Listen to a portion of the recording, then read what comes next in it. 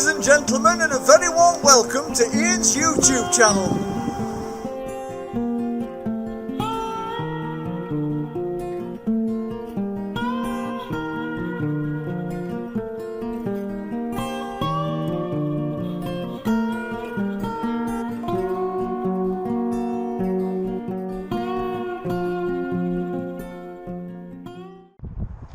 Well, good morning and a very warm welcome to Ian's YouTube channel. It's a bit windy every time I go to record, wind blows, so I don't know if you can hear me properly. Let's change if things are right. It's blowing my hair all over, I'm due for an haircut. Now you'll notice today I'm carrying my bits and bobs as I walk into the woods. That's simply because sometimes it's better to carry your bushcraft equipment into the woods so people don't think it's quite as oppressive. And some of these places where I'm going, there's quite a lot of dog walkers, and if anybody mentions the axe and such like, I just explain to them that I'm doing some bushcraft and that's basically it. And I've never had a problem ever, alright? We've just got to consider people's feelings with that. Today we're going to be making a KUKSA. I've got ants in my head for some reason. I'm going to be making a KUKSA.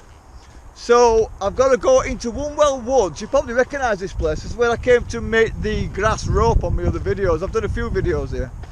So we're going to make a KUKSA. It might, I don't know if I'm going to get it done in a day or it might take longer. I know the good KUKSA makers can do a couple in a day or whatever. I'll come back to you because I'm about to drop my tripod. Tripod was crawling out of my arm to try and fall on the floor. Yeah, so I mean, I'm hoping that the wood's not too wet. If I do make it and it splits a bit, I'll probably just seal it or whatever. But I need to make sure it's good enough to make a cup of coffee with, because I'm trying to put myself what you could call really a classic bushcraft set together, if I can. So I can take it out and do some bushcraft wild camping with all this stuff. I mean, the spoon I made yesterday was certainly not a classic spoon. It was very, very quirky. But I like that kind of thing, and the handle started cracking and such like because the wood was quite wet. But I mean, that's all about it. I like that. So I'll be using that in future. I've definitely made much better spoons.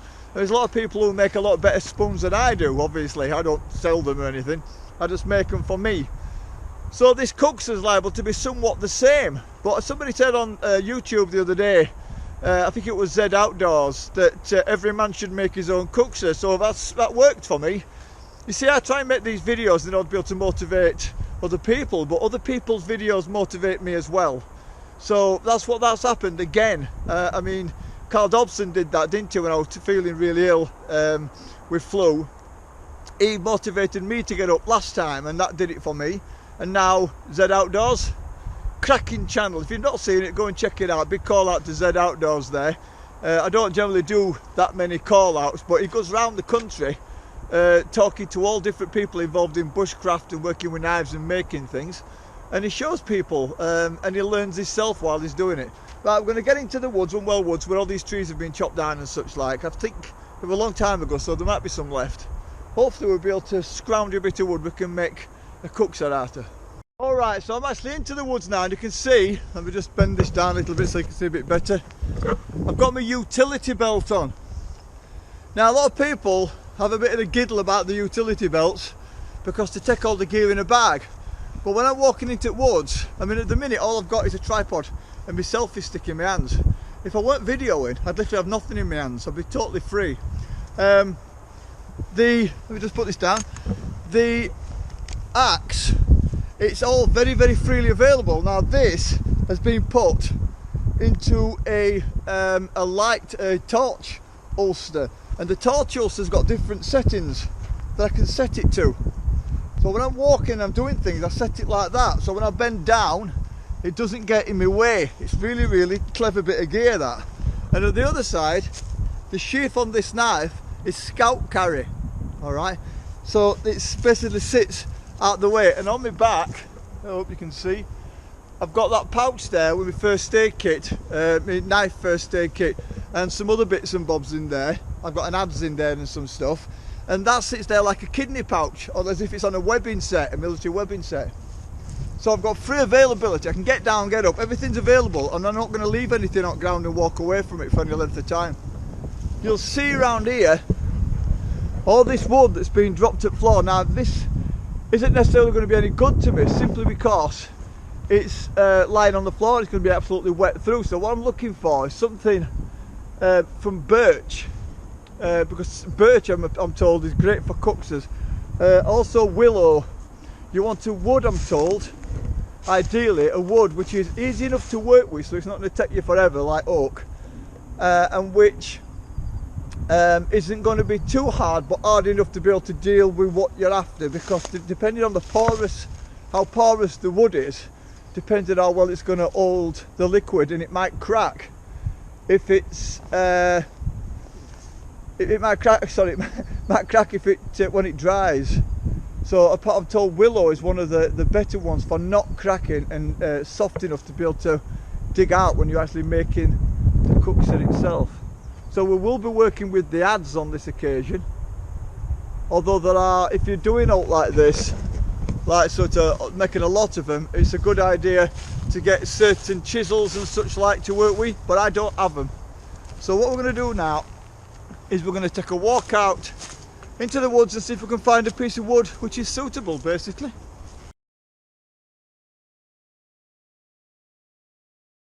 Well, what you're going to find with my channel is you might have to fill a few of the spaces in, because I'm learning as I go along. So I don't remember all the names of the trees, and I think that's my next challenge after this one. To get a book, and I've got one and I have done it before, but I need to learn all the names of the trees, because I'm doing it all at once. I'm going out and getting involved in things.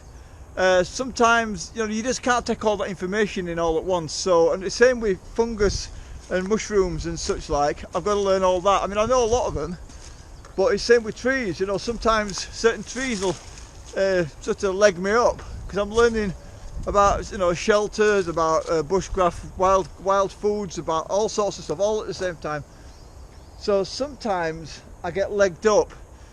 I know silver birch, I know oak, I now know willow, I know hawthorns and all that kind of stuff, and I'm understanding all the trees and different kinds of woods that I need to use to make a bow drill with.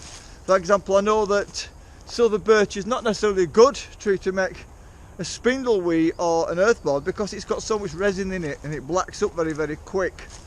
So that's something I learnt last year. So I'm now looking for suitable wood to make this KUKSA out of, and I'm wandering around and I'm thinking, I can't say that because I don't know what that tree is, and I can't say this, so I'm stumbling over myself. So if I just say this tree, what I'm trying to say is, I just don't know that tree yet, but I will look at it when I get in, if you follow me. I'll look it up, and you can tell by, you know, the bark and the shape and the way that the branches work and all that kind of stuff. So we're all learning together, and I'm not too proud to say that I don't know something. I'm looking now at what I think to be an oak tree. Is it? I don't know. It's just a stump. I can't see how it's grown. My spoon from the other day, some might say it's a rubbish spoon, but that spoon would be fine for just using on a camp. And I could have made, you know, I went to the point where I was finally tuning it a little bit, but it's still rough around edges, and I could have used a sandpaper and taken it down through grains of sandpaper.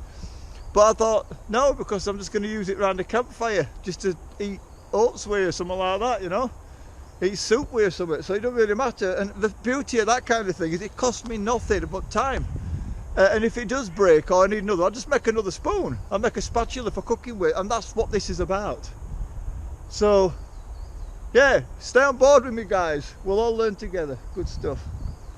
Sometimes when we're making these videos, you get a day where things go wrong.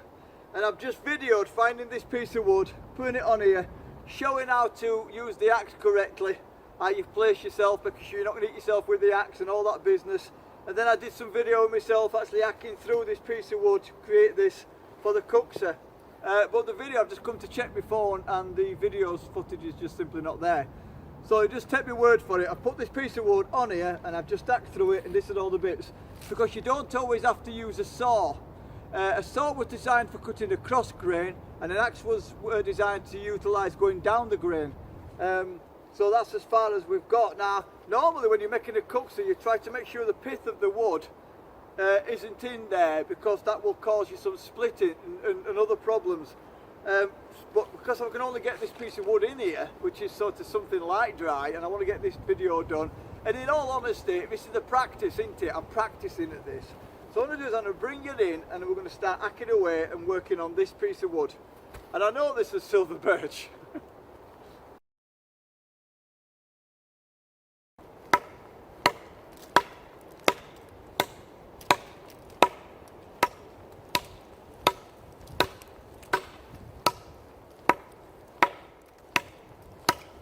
Okay guys, so we've got that piece of wood off the main piece of wood, so I can put that to one side.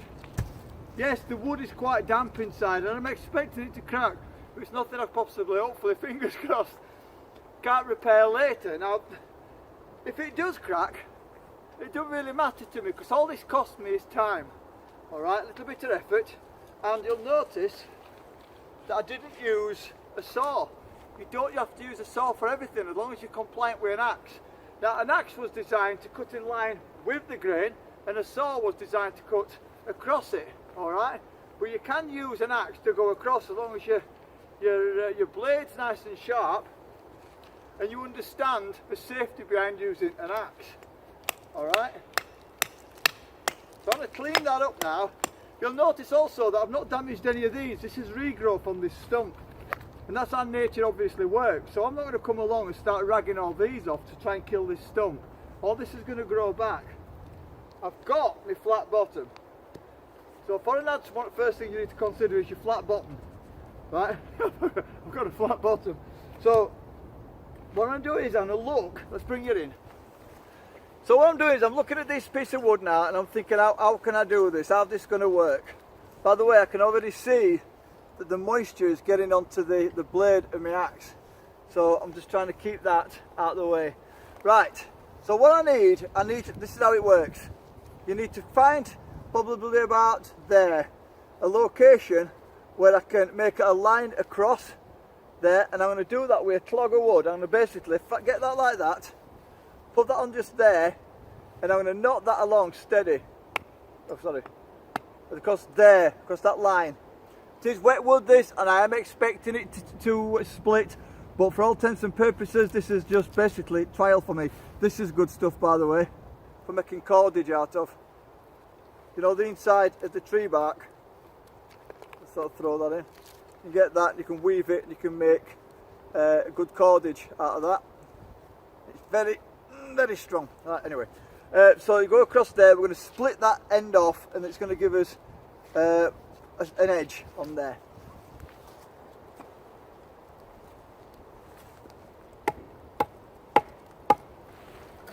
This is a guideline I'm working with, and this does work. Not the best clog of wood, but it's all I can find that's strong enough to be able to do this job here, because like I said before, everything's wet. It's just one well wood is a wet wood. And there you go. Show you that. How lovely that's split away. Alright, that's cracking. So now we've got that to work with. Alright. Like normally in a situation like this, you'd actually put a stencil on to work out you know, where your KUKSA is going to go and the shape of it. And I think I mentioned before that some of the oldest KUKSAs didn't have the ring bit in it, you know, the circle to put your thumb through. They just had the handle itself, and that's what we're going for. Alright. So I'm going to look at this now. I'm going to start hacking at the top to get the general shape, and then just knocking that shape out the best that I can. Because the more work you can do on the outside saves the inside, but you still need to leave some meat on there, because when you start working on the inside you don't want it to split while you're working on it. Okay, as I've been working around, I've just noticed I've got a rotten knot in there, and I'm hoping it's not going to cause too many issues for me. I can hopefully get past it. All this is trial and error. It's difficult to know what's happening inside a piece of wood unless you've got really, really good expertise.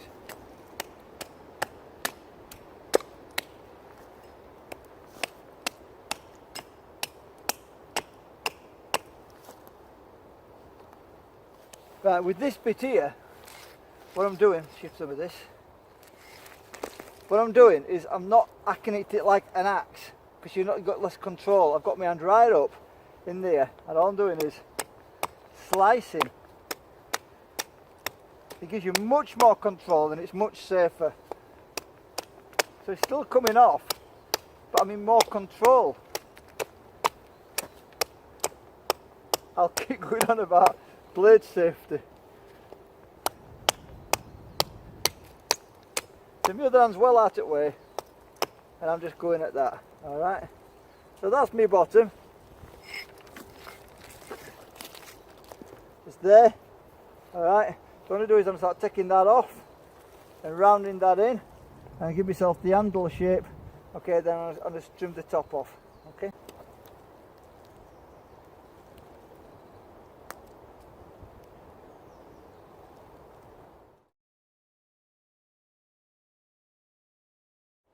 Right, I can see from by that, you can see a shape's coming now. We're getting beyond the clonk stage.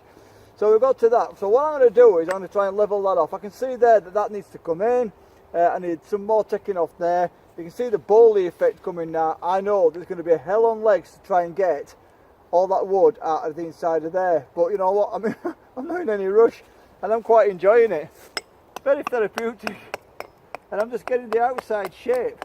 But I think I'm gonna widen that a little bit, not too much, but just enough if I can. Not so long, but I was doing this with axe and I rammed a splinter straight up inside my thumb. So I'll try and get that out when I get home.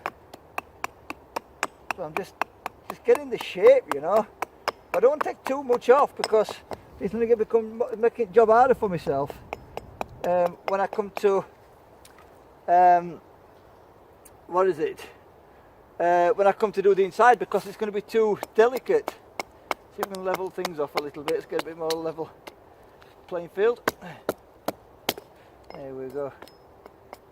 Isn't it great? Because you know what? If it can't go wrong, because whatever turns out is what you want. Do you get me? It's not like you're going to buy it from a shop, but it's got to be a particular shape. And you could call it a cop art, but I find that quite endearing. That, you know, it did pee me off earlier when I did that recording, and the camera, my phone just decided. You see, you can do a lot of vlogging just on your phone. My computer won't even process for 60 frames a second, so I can work at 30 frames a second. So my phone's ideal, because I mean it's nice to have the editing, isn't it? I love good editing, but a lot of the time I just don't have time to do all the editing. So I basically just give you it as it is. There's some belting people out there, Gareth and Zoe, people, they do some belting editing on the videos. Very, very entertaining, by the way, another one for you to go and have a look at. Gareth and Zoe, wild camps, cracking stuff. I'm going to keep tracking on at this and see how we go. See if I can make us a little KUKSA, shall I? Just thought I'd come and sit in my mess and explain something to people. When you go onto social media, and when you go onto YouTube, and when you see things on telly, things that people are doing are always spartaned up. They're always made look pretty. People always want to show themselves in the best light. But what you've got to remember is that nobody's infallible, nobody's perfect. And me coming out here making this clump of wood into something I can pour soup into is a good example, because I see people on YouTube who create amazing KUKSAs. They create amazing spoons, but did they show you the spoons that went wrong? Did they show you the process that I'm learning? And some do, but it's too easy to feel as though you're a failure, to feel as though you can't do the things that they're doing. And certainly a lot of people don't want to show the failures, they don't want to show the process of learning. They want to go straight to the bit where they say, well, look at me doing this and I've made this perfect, whatever. Well, that's what my channel's about in a lot of ways. It's about showing people that people are real, and to try, and I think one of the big things about motivating people is showing people that there's a learning process in there as well, and nobody's perfect. And I'm certainly not perfect, and I'd like to think that people could come along to my channel comfortably, seeing me fail, seeing the frustrations and anxiety that's involved with doing things like this. Bow drill's a classic example for me. I'm absolutely dreadful. I keep calling myself the human fire extinguisher, because me and fire don't get on. I have a nightmare trying to make a fire with a fire steel. I mean, I always carry my fire steel with me.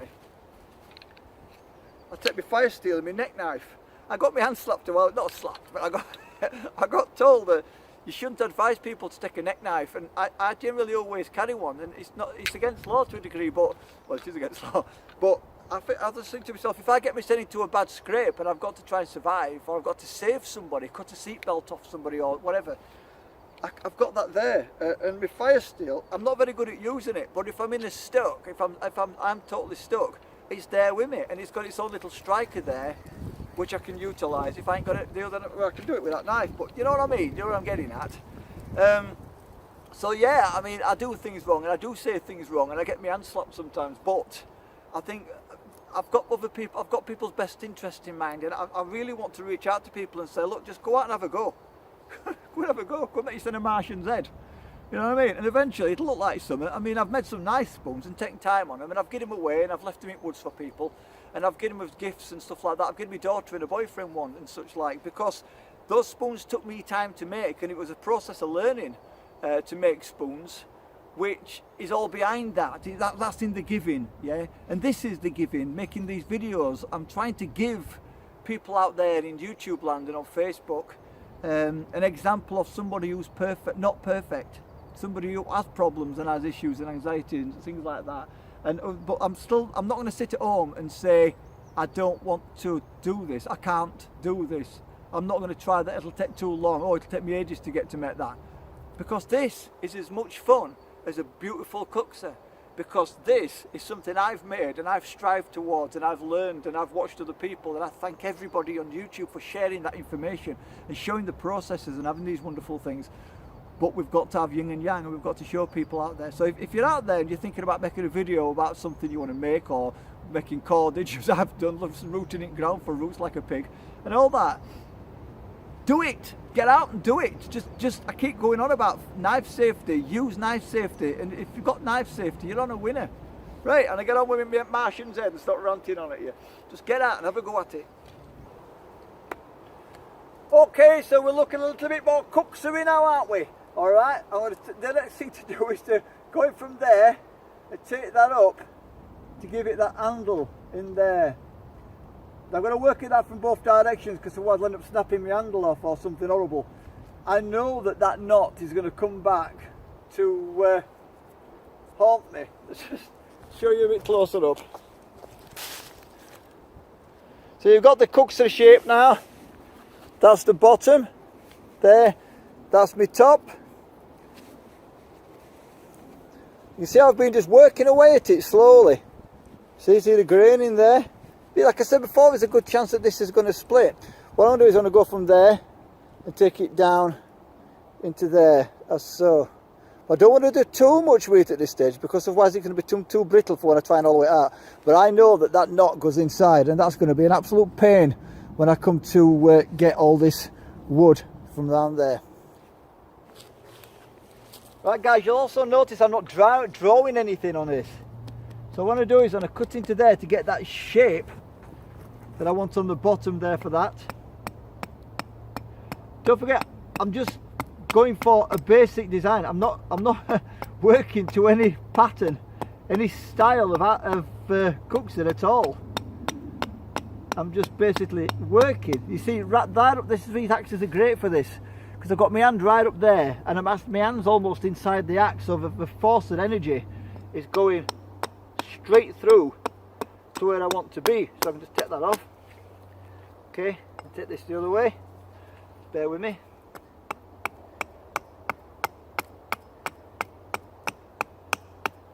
I mean, I've been using this axe now for a good while, and it's still nicely sharp. You can see it's tucking those little bits off and feathers. A good sharp blade is everything. So all I'm doing is going by eye. Great fun. Just make sure everything's behind the blade. Somebody called it blood space. I'm sure somebody called it blood space. So you're away from your blood, which is understandable. So you can see what I'm doing there now. Look, I'm keeping the bottom area of the bowl, but I'm bringing this right. I'm noticing now, even now, there's bits up here that still need, and we haven't touched the knife yet.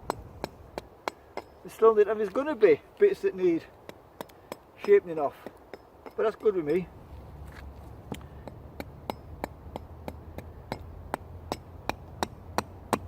It's great fun. You know, this bit on the end here where the grain comes towards you, that can be a pain, so it's best just to take your time and trim it down, because otherwise you're going to split things. Just take your time at that. Try and work with it.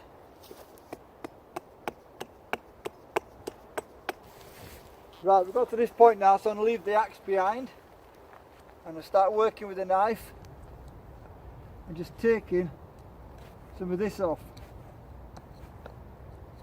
Slowly, slowly. I can also start to shape the outside of the bowl, which I'm still working away from myself. Yeah.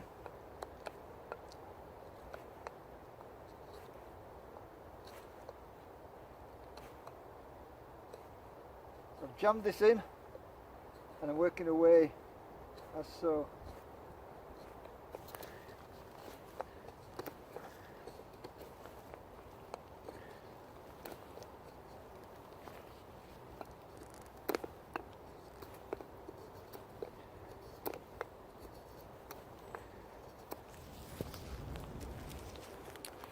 Right, so even now I'm going to start to personalise it, because my thumb goes in there and my hand goes round there, okay? So by doing that, it's got something to actually link into so the bowl's secure. But I want to take a bit of wood out here so I can get my fingers into there, okay? It's actually right on that knot, ironically. I did one like this before. It was a small bowl made out of a knot, and a knot on a tree. And I gave that to John Cape. So that's I'm gonna take a bit out of there and I'm gonna make an indentation there so my hand actually fits the KUKSA. Okay, so I've sorted the beginning of that. I don't think you can see me, can you? There I am, here's my ugly mush. Right then. So I've gone in there, gone around, and I've taken a bit of that out of there. So basically when I hold it, I've got a thumb underneath, I've got two fingers there. Instead of it being on a rounded bevel as that side, I've got it on the flat area there, and my thumb wraps over. So that's secure, nice and secure. And I always like to do that because that's only a little stubby handle. Ideally it could have been about that long, but the piece of wood I had wouldn't have accommodated it. Alright, so that goes like that, and I can eat my porridge like that. And I can quite happily turn that upside down, wait until it's very too much at all, if I can take my fingers off. Alright, there you go. Upward and onward, guys. I'm not looking forward to getting that out, because there's certain tools that you can get for gouging it out. I ain't got any on them. I've got an hook knife and an adze, and an adze ain't going to do too much, and the hook knife's going to take forever because it's got that big knot in there. But it's going to be fun. It's turning good fun. Look at this. That's what grain is. Right, guys. I'll be rounding that off eventually, making it look pretty. Right, what I'm doing here, guys, I'm just tidying the end of that off, locking it in, thumb out of the way, and I'm just taking the bits off. I could even use my smaller knife, but I don't need to with this. Very, very, very sharp knife. And I'm just tidying the end of the handle off.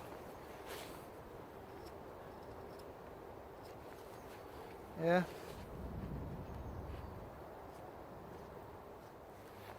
Right, guys, sadly we've come to the end of the part one of the KUKSA video. The handle's small, so I'm going to call it a quirky short handle, or stub handle. The quirky stub-handled KUKSA, but it fits lovely in my hand. It feels a bit heavy at the minute, but all that wood's inside there. Now we've worked with those tools, which I've put away. The next tools I'll be working with is first of all the adze. I wouldn't normally be working like this, I'd have my leg out of the way. And I'll be working at that end and that end to hollow that area out so that the wood doesn't split. Because that's where that's its weakest point, I'm told. So I'll be working very, very carefully to get that out to start with. So that'll work to a degree. And then after that I'll move on to the hook knife to clear all that out. And then once I can't get the adze in anymore, I'll go to just using the hook knife. So it's going to take a while. Now I've got to get going because I've got some things to do. So like I said before, we do these when we can. Alright. But thank you very much for watching. Don't forget to go and check out Zed Outdoors, because he's got loads of videos about stuff like this and making cordage and making knives. You actually, making knives and shelters and all sorts of stuff.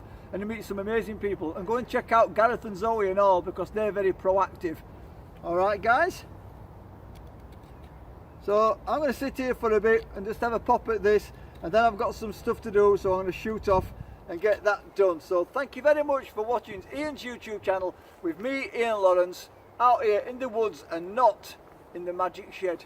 Bye for now.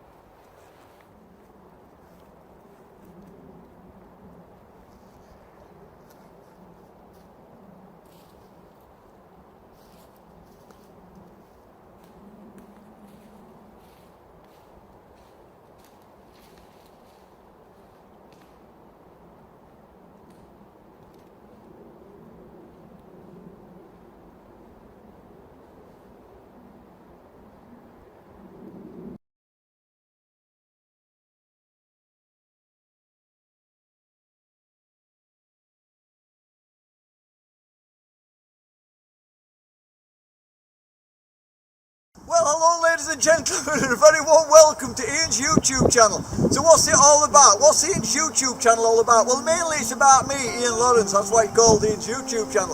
And it's spelled I-A-I-N, YouTube channel. Alright, sorry about the wind, it's a little bit windy. It's going on a little bit now because I've been doing my bonkers stuff.